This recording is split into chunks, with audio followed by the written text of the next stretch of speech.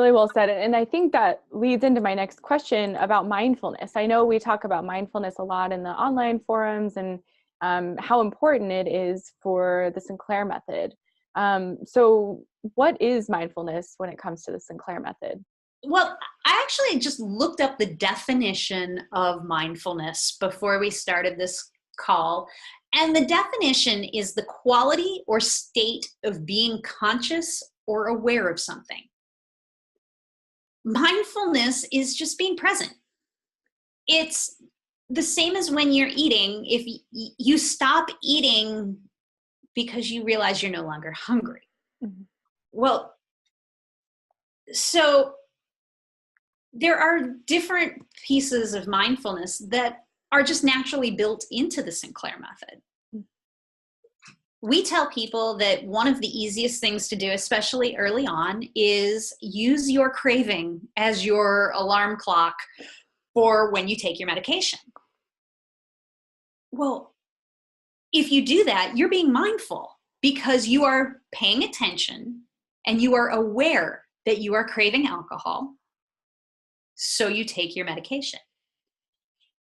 If you are following the protocol and you are waiting a minimum of an hour, if you are aware of what time you took your medication so that you can be aware of when that time period is over, that's mindfulness. It's that easy. I think that a lot of confusion is because mindfulness has become a catchphrase. There's mindfulness meditation. There's mindfulness in yoga. People are adding the word mindfulness everywhere. But honestly, it's just thinking about what's happening right now in the present where you're at. How are you feeling? Mm-hmm. If you're having a craving and you understand you're having a craving, that's mindfulness. A lot of people have tried to extend that to mindfulness is tasting the drink and being like concentrating on what you're, and that is true as well. And I think that might be an advanced step in the process, maybe, but for people who are struggling with mindfulness, the opposite of mindfulness is oblivion. If you are not mindful of something, you're oblivious to it. If your goal is to not think about what you're drinking, you really need to ask yourself, why is that?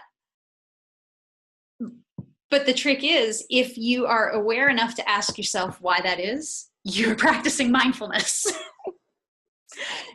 People practice mindfulness all the time and they don't even realize it. And so again, I think it's because people just really want this to work. And so someone says mindfulness and then other people say mindfulness and people just glom onto it. And they're like, oh, well, this must be a requirement. And it's like, well, it is in the sense that it's automatically built into the process. Yeah. But it's not something additional that you really have to do. It's a state of being. And again, I mean, if you truly don't want to have any idea how much you're drinking, if you truly don't want to even think about it, then you have to ask yourself, what are you getting out of your competing goals? Because you can't want to be oblivious to something while trying to tackle it, because you're actively trying to ignore something that you're focusing on. And that's always going to trip you up.